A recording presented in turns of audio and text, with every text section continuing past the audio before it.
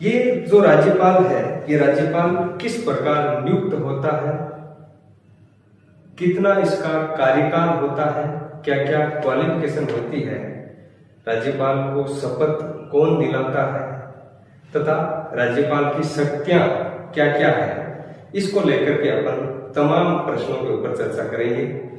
तो आइए डिस्कस करते हैं राज्यपाल टॉपिक पर।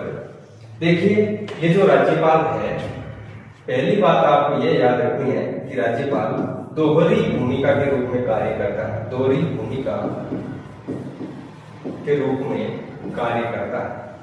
राज्यपाल दोहरी भूमिका के रूप में कार्य करता है। पहली जो इसकी भूमिका होती है वह यह होती है कि राज्यपाल राज्य कार्यपालिका का नाम मात्र या औपचारिक प्रमुख होता है। आप कहोगे सर ये नाम मात्र या फिर औपचारिक प्रमुख क्या है, तो मैं आपको बताना चाहूंगा कि हमारे यहाँ संसदीय शासन प्रणाली है और इस संसदीय शासन प्रणाली को हमने ब्रिटेन से लिया है। इस संसदीय शासन प्रणाली के तहत शासन के दो प्रमुख होते हैं, एक तो वास्तविक प्रमुख और दूसरा नाम मात्र का प्रमुख। यहाँ पर मैं राज्य सरकार की बात कर रहा हूँ, तो राज्य सरकार में वास्तविक जो प्रमुख होता है वो तो मुख्यमंत्री तथा उसकी मंत्री परिषद होती है, जबकि इसका जो नाम मात्र या औपचारिक प्रमुख अपन कह सकते हैं उसके अंदर राज्यपाल आता है। देखिए, केंद्र सरकार से मैं तुलना करूं तो भारत के राष्ट्रपति के समकक्ष राज्य सरकार में एक पद होता है जिसका नाम है राज्यपाल। राष्ट्रपति भी नाम मात्र या औपचारिक प्रमुख होता है तथा वास्तविक जो पावर है वो प्रधानमंत्री तथा उसकी मंत्री परिषद के हाथ में होती है। ठीक उसी प्रकार राज्यपाल भी नाम मात्र या औपचारिक प्रमुख होता है, परंतु वास्तविक जो पावर है वो मुख्यमंत्री तथा उसकी मंत्री परिषद के हाथ में होती है। नाम मात्र या औपचारिक प्रमुख के रूप, औपचारिक प्रमुख के रूप। दूसरी जो इसकी भूमिका है वो यह है कि राज्यपाल राज्य में केंद्र का प्रतिनिधि होता है, अर्थात राज्यपाल केंद्र के प्रतिनिधि के तौर पर कार्य करता है। देखिए, इसकी जरूरत क्यों पड़ी। हमारा जो संविधान है, इस संविधान के अंदर हमने संघीय शासन व्यवस्था को अडॉप्ट किया है और ये जो संघीय शासन व्यवस्था है, इस संघीय शासन व्यवस्था के अंदर हमने सशक्त केंद्र की कल्पना करी है। हमने सशक्त केंद्र के प्रावधान करे हैं, अर्थात एक सशक्त केंद्र के लिए, अर्थात भारत की एकता और अखंडता को बनाए रखने के लिए एक सशक्त केंद्र जरूरी है और सशक्त केंद्र जरूरी होने के लिए उस केंद्र का राज्यों के ऊपर प्रभावी नियंत्रण बना रहे, इसलिए हमने संविधान में एक पद को सर्जित किया है और उस पद का नाम है राज्यपाल। तो ये दूसरी जो भूमिका है राज्यपाल की वो यह है कि केंद्र के प्रतिनिधि के तौर पर, केंद्र के लिए प्रतिनिधि के तौर पर कार्य करता है। अब देखो, आप कहोगे सर संविधान में राज्यपाल को लेकर के क्या क्या प्रावधान किए गए, संविधान में कौन से आर्टिकल में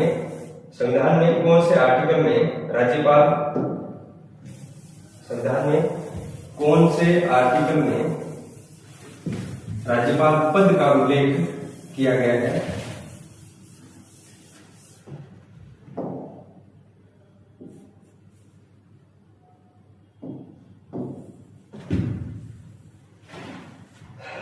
संविधान का आर्टिकल है 153। यह आर्टिकल 153 राज्यपाल के पद का उल्लेख करता है। आर्टिकल 153 के अंदर आपको दो बातें याद रखनी है कि मूल संविधान के अंदर, अर्थात जब हमारा संविधान बनाया गया था उस समय आर्टिकल 153 में सिर्फ एक छोटी सी लाइन लिखी गई थी और वो लाइन ये थी कि प्रत्येक राज्य के लिए एक राज्यपाल होगा, एक राज्यपाल होगा।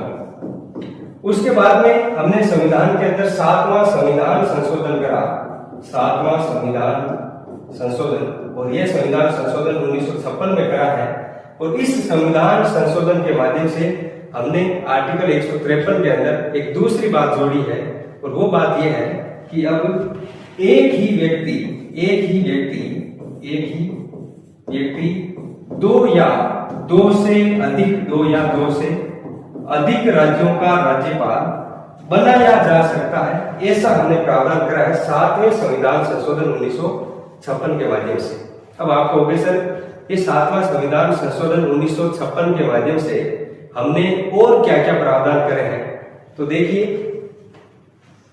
ये जो 7वां संविधान संशोधन जो 1956 के अंदर हुआ है, इसके अंतर्गत हमने हमारे यहाँ राज्यपाल का पद सृजित किया। आप सभी को पता है कि राज्यपाल से पहले यहाँ पर राज प्रमुख शासन करता था, अर्थात राज्यपाल के जो कार्य हैं उन कार्यों को राज प्रमुख करते थे। हमारे यहाँ राजस्थान के एकमात्र राज प्रमुख हुए हैं सवाई मानसिंह द्वितीय। सवाई मानसिंह द्वितीय जयपुर से थे और 30 मार्च 1949 से लेकर के 1 नवंबर 1956 तक कार्य करते हैं। और 1 नवंबर 1956 को हमारे पहले राज्यपाल अर्थात राजस्थान के पहले राज्यपाल सरदार गुरुमुख निहाल सिंह ने अपना कार्यभार संभाल लिया था, और तब से राज्यपाल कार्य करते रहे हैं। सरदार गुरुमुख निहाल सिंह के बारे में आरपीएससी ने एक बार क्वेश्चन पूछा कि सरदार गुरुमुख निहाल सिंह की नियुक्ति कब की गई। पहला ऑप्शन था 1 नवंबर 1956, दूसरा ऑप्शन था 25 अक्टूबर 1956, तीसरा ऑप्शन था 26 अक्टूबर 1956 और चौथा ऑप्शन था इनमें से कोई नहीं। इसके अंदर आरपीएससी ने आंसर माना है 25 अक्टूबर 1956। इसका कारण है, और वो कारण क्या है कि सरदार गुरुमुख निहाल सिंह की राज्यपाल के रूप में नियुक्ति 25 अक्टूबर 1956 को हो गई थी, लेकिन इन्होंने कार्य प्रारंभ है वो 1 नवंबर 1956 को किया है। ये राजस्थान के सर्वाधिक कार्यकाल वाले राज्यपाल भी रहे हैं, और न्यूनतम कार्यकाल में नाम आता है दरबारा सिंह का। आगे मैं बात करूं तो आगे एक आर्टिकल 154 क्या कहता है, तो देखें आर्टिकल 154 यह कहता है कि राज्य कार्यपालिका शक्तियां राज्यपाल में निहित होगी, जिसका प्रयोग वह स्वयं कर सकता है या फिर अपने अधीनस्थ अधिकारियों के माध्यम से कर सकता है। यहाँ पर अधीनस्थ अधिकारियों का अर्थ यह है मुख्यमंत्री तथा उसकी मंत्रिपरिषद। मैंने आपको बताया कि शासन की सारी जो पावर है वो मुख्यमंत्री तथा मंत्रिपरिषद के हाथ में होती है। राज्यपाल तो केवल नाम मात्र का प्रमुख होता है, लेकिन आर्टिकल 154 कहता है कि राज्य कार्यपालिका शक्तियां राज्यपाल में निहित होगी, जिसका प्रयोग या तो वह खुद कर सकता है या फिर अपने अधीनस्थ अधिकारियों अर्थात मुख्यमंत्री तथा मंत्रिपरिषद से करवा सकता है। राज्य कार्यपालिका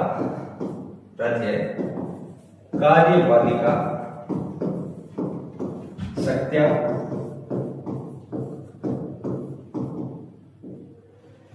राज्यपाल में निहित होगी, राज्यपाल में निहित होगी, जिसका प्रयोग वह स्वयं कर सकता है या अधीनस्थ अधिकारियों के माध्यम से कर सकता है। ऐसा कहता है आर्टिकल 154। अब देखो राज्यपाल की क्या क्या क्वालिफिकेशन होती है, इसको लेकर के संविधान में क्या प्रावधान किया गया है। तो संविधान का एक आर्टिकल है और वो आर्टिकल है 157। ये राज्यपाल की अर्हताओं या योग्यताओं का उल्लेख करता है। अर्हताओं या योग्यताओं का उल्लेख करता है। और आर्टिकल 157 में राज्यपाल की केवल और केवल 2 योग्यताओं का उल्लेख किया गया है। पहली योग्यता है कि वह भारत का नागरिक हो। दूसरी योग्यता है न्यूनतम आयु 35 वर्ष हो। अब देखो आरपीएससी क्वेश्चन कैसे घुमाती है। यहां पर पहले लिखेगी कि राज्यपाल की योग्यताओं के संबंध में सही कथन है। 2 ऑप्शन ये दे दिए। तीसरा ऑप्शन देगी कि वह संसद या विधानमंडल का सदस्य नहीं होना चाहिए। और चौथा ऑप्शन देगी कि वह संबंधित राज्य का मूल निवासी नहीं होना चाहिए। नीचे कूट देकर के पूछ लेगी कि सत्य कौन सा है, असत्य कौन सा है। तो आपको ध्यान रखना है कि केवल और केवल 2 योग्यता आर्टिकल 157 के अंदर दी गई है। तो तीसरी बात मैंने बोली वह राज्यपाल की कंडीशन है जो आर्टिकल 158 के अंदर दी गई है। और जो चौथी बात है वो मैंने बोली कि संबंधित राज्य का मूल निवासी नहीं होना चाहिए। ये उसकी क्वालिफिकेशन नहीं है, लेकिन हम परंपरा के तौर पर ऐसा ध्यान रखते हैं। हालांकि हमने इस परंपरा का उल्लंघन भी किया है। राजस्थान के एक राज्यपाल बने हैं जिनका नाम था मिलाप चंद्र जैन। मिलाप चंद्र जैन हमारे राजस्थान के मूल निवासी थे, लेकिन उनको राजस्थान का राज्यपाल बनाया गया था। तो परंपरा है, बाध्यता नहीं है। आर्टिकल 157 केवल और केवल 2 योग्यताओं का उल्लेख करता है और इनको आपको ध्यान रखना है। अब देखो आगे मैं बात करूं तो आगे राज्यपाल पद के लिए शर्तें क्या है, कंडीशन, शर्तें जिनका उल्लेख आर्टिकल 158 के अंदर किया गया है। राज्यपाल पद की 4 शर्तें हैं। राज्यपाल पद की कितनी शर्तें हैं? 4 शर्तें हैं और जिनका उल्लेख है वो उल्लेख आर्टिकल 158 करता है। पहली शर्त यह है कि राज्यपाल संसद या राज्य विधानमंडल का सदस्य नहीं होना चाहिए। संसद या राज्य विधानमंडल का सदस्य नहीं होना चाहिए, परंतु यदि सदस्य है तो जिस दिन राज्यपाल का पद ग्रहण करता है उस दिन से सदन में उसकी सदस्यता समाप्त हो जाएगी। अर्थात राज्यपाल संसद का सदस्य नहीं होना चाहिए या फिर राज्य विधानमंडल का सदस्य नहीं होना चाहिए।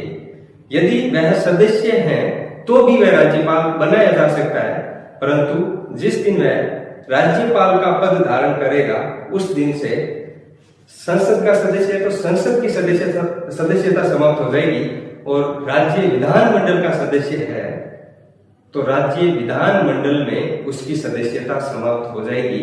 ऐसा कहता है आर्टिकल 158 की कंडीशन नंबर पहली कि संसद या विधानमंडल का सदस्य नहीं होना चाहिए और यदि है तो पद ग्रहण से उसकी सदस्यता समाप्त हो जाएगी।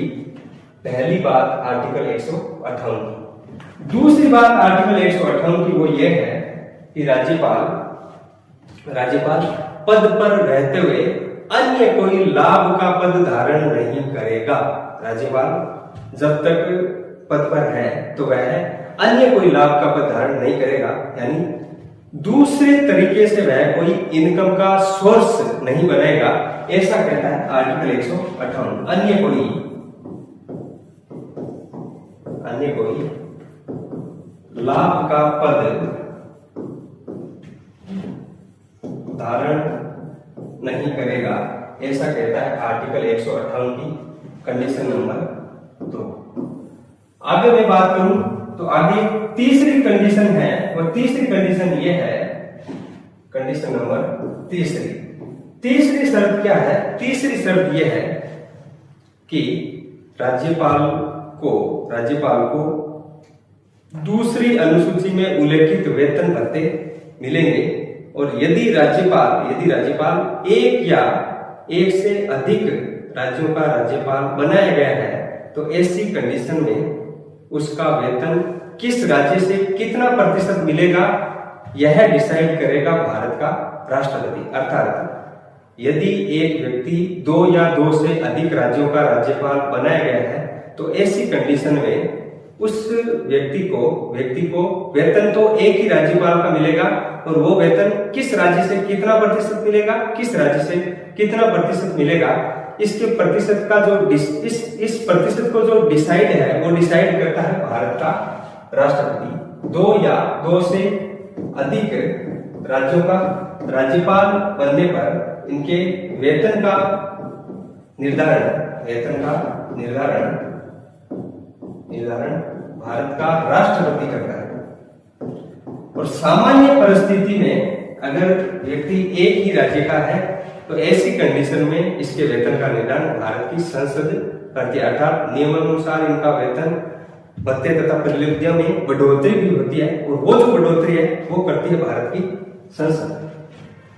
आर्टिकल 158 की चौथी बात यह है कि राज्यपाल जब तक पद पर है तब तक उनके वेतन भत्तों में अलाभकारी परिवर्तन नहीं किया जा सकता। अर्थात मान लो अगर राज्यपाल का वर्तमान में 3 लाख रुपए वेतन है और अमुक नाम के व्यक्ति ने जब राज्यपाल का कार्यभार संभाला उस समय 3 लाख का वेतन था, तो जब तक वह व्यक्ति अपने पद पर कार्य करता है तब तक उसका वेतन 3 लाख से कम नहीं किया जा सकता बल्कि बढ़ाया जा सकता है। अर्थात वेतन और भत्तों में परिवर्तन किया जा सकता है, लेकिन परिवर्तन लाभकारी होना चाहिए, अलाभकारी नहीं होना चाहिए।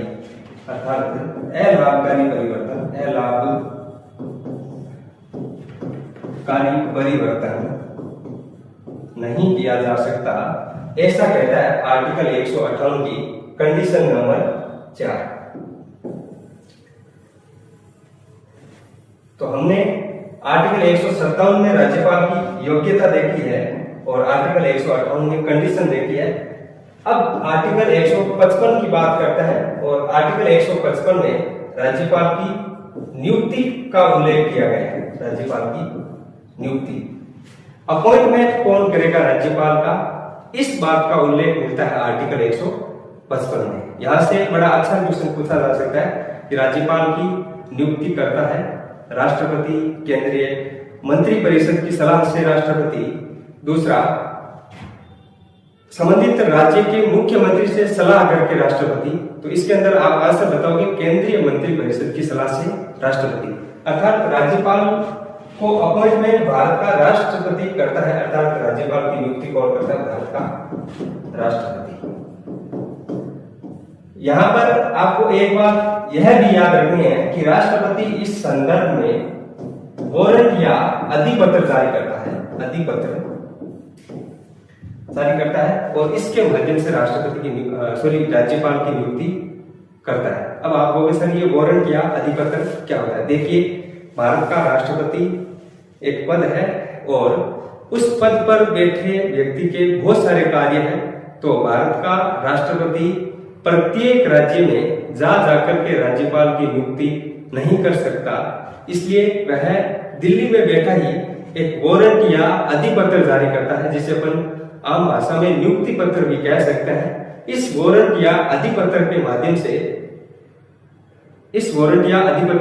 से राज्यपाल की नियुक्ति कर देता है राष्ट्रपति, और इस वारंट या अधिपत्र को मुख्य सचिव पढ़ करके सुनाता है।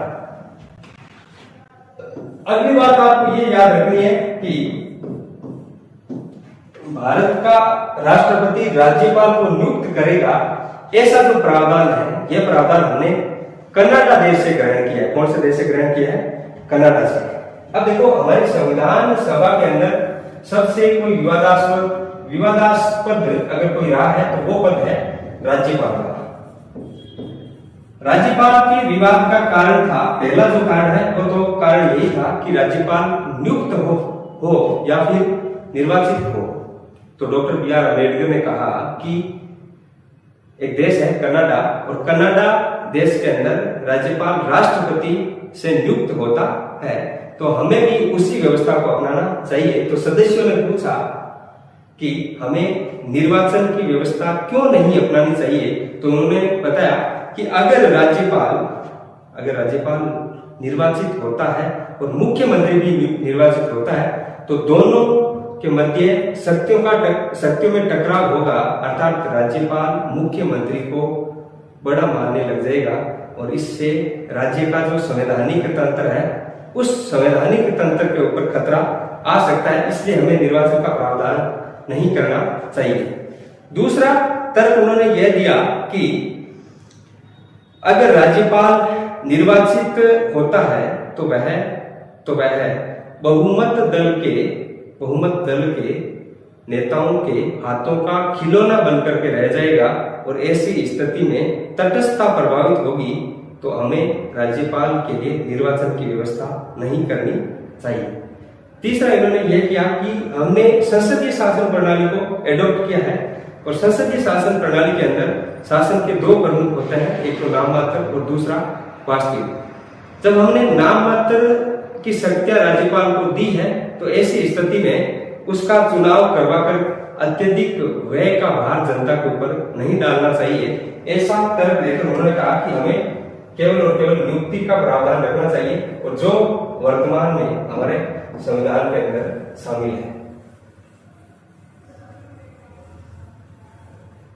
अब देखो आर्टिकल 155 की बात कर ली है, अब अपन बात करते हैं आर्टिकल 159 और आर्टिकल 159 में राज्यपाल की शपथ यानी ओथ का उल्लेख किया गया है।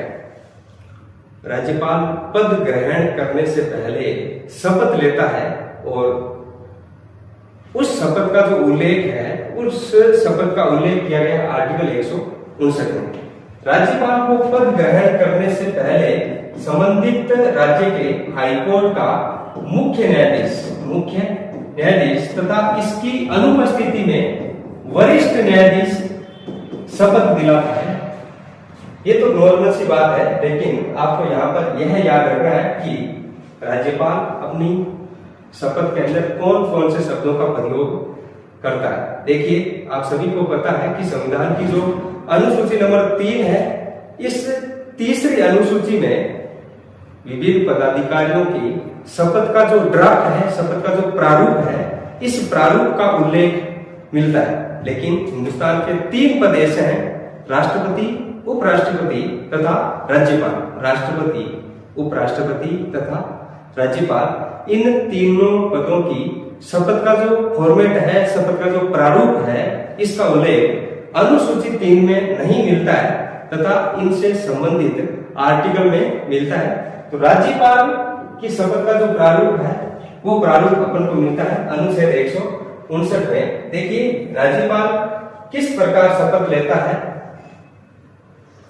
पहली लाइन लिखी गई है कि मैं, यहाँ पर नाम आ जाता है, मैं सत्य निष्ठा से प्रतिज्ञा करता हूं या ईश्वर की शपथ लेता हूं। अब आप कहोगे सर ये सत्य निष्ठा क्या है, ईश्वर की शपथ क्या है?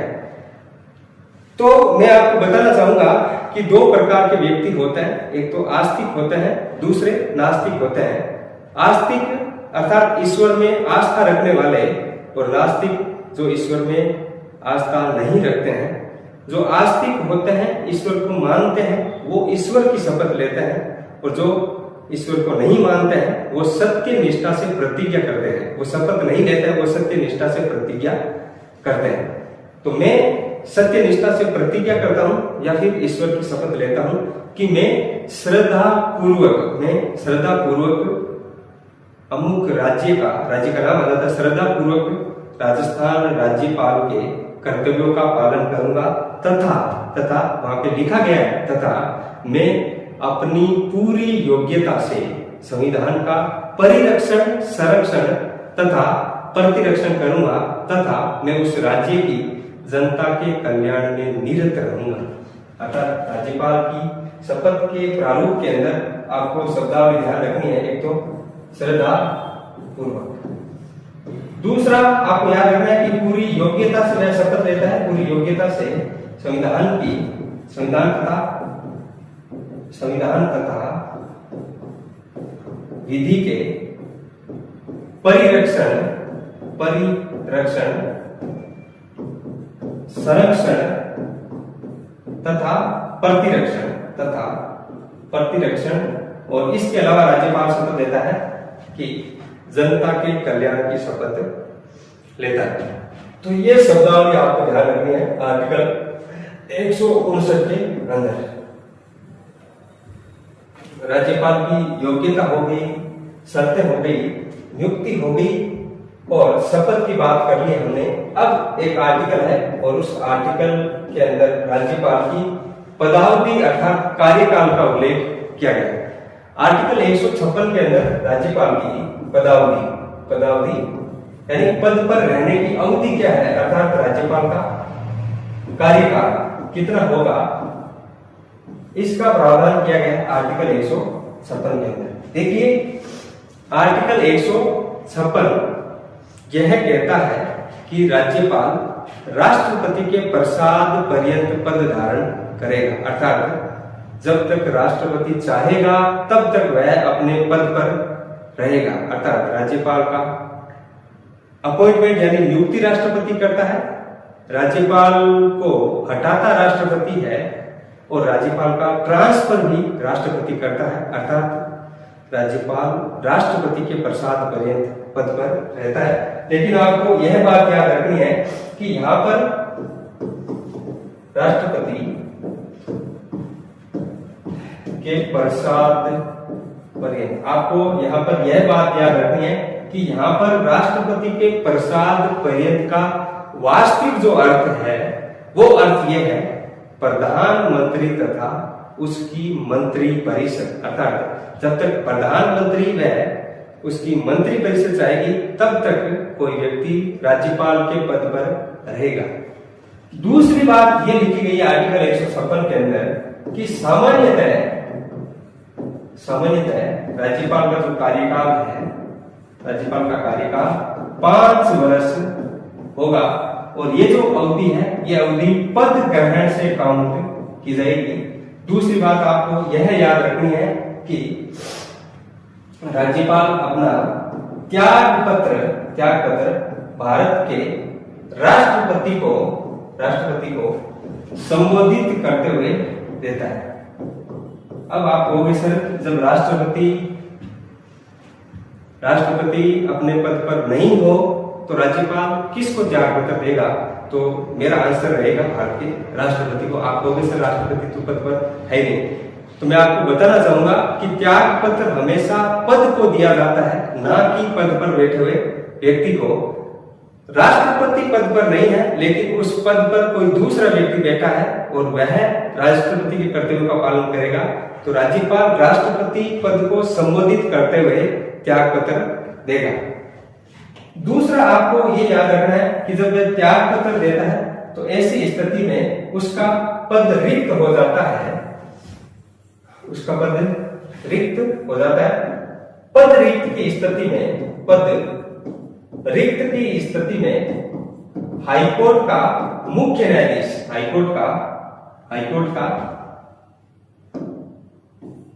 का मुख्य न्यायाधीश राज्यपाल के कर्तव्यों का पालन करेगा, अर्थात राज्यपाल का कार्यभार संभालेगा। कौन संभालेगा? हाईकोर्ट का मुख्य न्यायाधीश। अब देखो हिंदुस्तान के 2 पद ऐसे हैं, एक तो राष्ट्रपति है, दूसरा राज्यपाल। ये पद कभी भी खाली नहीं रह सकते। तो जब तक उसका उत्तराधिकारी नहीं आ जाता है, अर्थात राज्यपाल का उत्तराधिकारी नहीं आ जाता है, तब तक भले ही उसका कार्यकाल पूरा हो गया हो लेकिन वो तब तक पद धारण करता ही करता है, अर्थात पद का त्याग नहीं करता है। आपको यह बात याद रखनी है कि जब तक राज्यपाल का उत्तराधिकारी नहीं आ जाता तब तक राज्यपाल का भले ही कार्यकाल पूरा हो गया हो लेकिन वह पद को छोड़ता नहीं है। देखिए हमारे संविधान के अंदर राज्यपाल को हटाने के जो कारण है उन कारणों का उल्लेख नहीं किया गया है कि राज्यपाल को इन कारणों के आधार पर हटाया जाएगा। सिर्फ इतना सा लिखा गया आर्टिकल 156 के अंदर कि राज्यपाल राष्ट्रपति के प्रसाद पर्यंत पद पर रहेगा। तो हटाता भारत का राष्ट्रपति ही है, परंतु संविधान के अंदर हटाने के जो कारण है उसका उल्लेख नहीं किया गया है। आप सभी को पता है कि स्थानांतरण भी भारत का राष्ट्रपति करता है, लेकिन स्थानांतरण का प्रावधान भी हमारे संविधान के अंदर नहीं किया गया है, अर्थात इस संदर्भ में संविधान मौन है।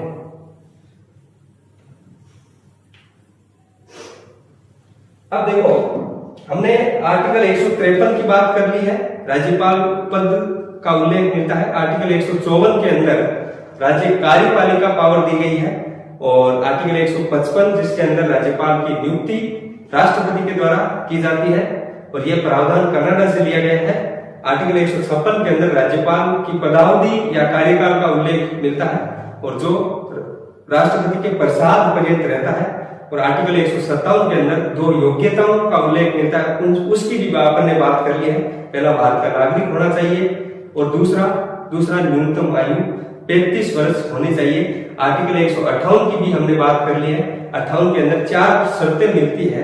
पहली, संसद या राज्य विधानमंडल का सदस्य नहीं होना चाहिए, परंतु यदि है तो वह राज्यपाल का पद ग्रहण करते ही सदन में उसकी सदस्यता समाप्त हो जाएगी।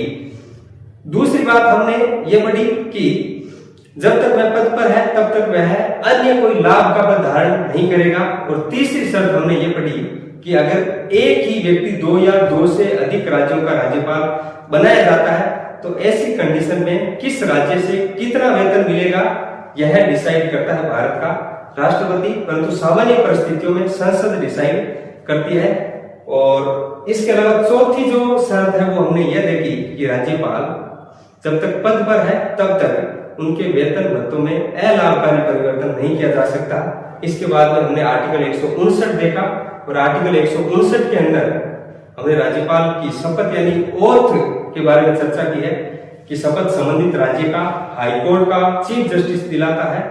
और राज्यपाल की शपथ के अंदर मैंने आपको बताया, एक तो शब्द ध्यान रखना है श्रद्धा पूर्वक, दूसरा आपको ध्यान रखना है कि पूरी योग्यता से संविधान के परिरक्षण, संरक्षण तथा प्रतिरक्षण तथा जनता की कल्याण की शपथ लेता है। ये सारी बातें हमने कर ली है। अब एक आर्टिकल बचता है, आर्टिकल 160। देखिए, आर्टिकल 160 के अंदर इस बात का उल्लेख किया गया है कि आकस्मिक परिस्थितियों में राज्यपाल के कर्तव्यों का पालन कौन करेगा। ऐसी कंडीशन में भारत का राष्ट्रपति नियम बनाएगा। आर्टिकल 160 यह कहता है आकस्मिक परिस्थितियों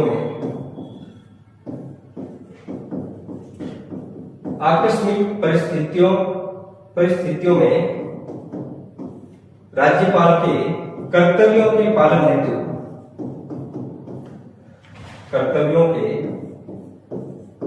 पालन हेतु नियमों का उपबंध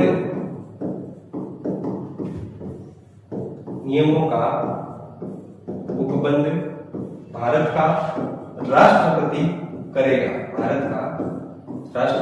करेगा।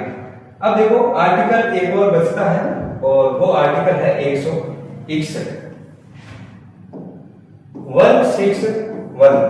आर्टिकल 161 राज्यपाल की समाधान शक्तियों का उल्लेख करता है। समाधान शक्तियां आर्टिकल 161 में दी गई है।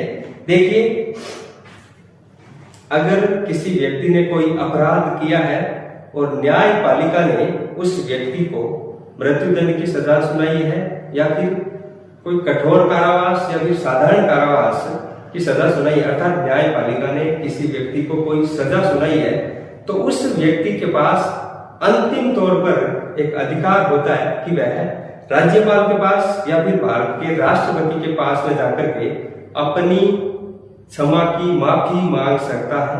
तो ऐसा कहता है आर्टिकल 161, जो राज्यपाल की क्षमादान शक्तियों का उल्लेख करता है। तो देखिए, राज्यपाल को क्षमादान शक्तियां प्राप्त है। पहला है निलंबन, दंडादेश को निलंबन कर सकता है। दूसरा, राज्यपाल दंडादेश को परिहार कर सकता है। तीसरा, दंडादेश को लघुकृत कर सकता है। और चौथा, दंडादेश पर विराम लगा सकता है। अब देखो, निलंबन का अर्थ क्या है कि सामान्य परिस्थितियों में सजा के ऊपर अस्थायी रोक लगाना, अर्थात परिस्थितियां सामान्य है तो राज्यपाल किसी व्यक्ति की सजा पर कुछ समय के लिए रोक लगा सकता है, अर्थात वह सजा को निलंबन कर सकता है। सामान्य परिस्थितियों में रोक लगाना, और वो रोक कैसी रहेगी? अस्थायी रहेगी। दूसरा, परिहार का मतलब यह है कि सजा की प्रकृति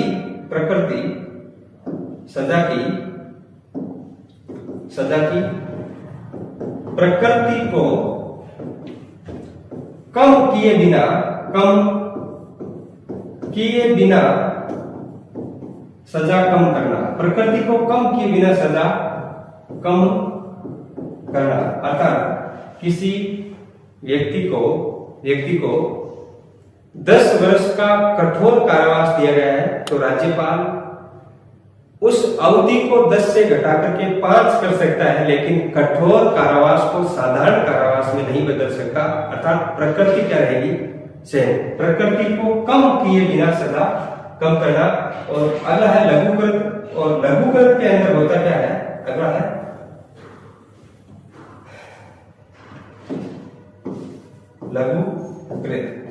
लघुकृत के अंदर होता क्या है? सजा की प्रकृति भी कम हो जाती है, सजा की प्रकृति भी कम करना, अर्थात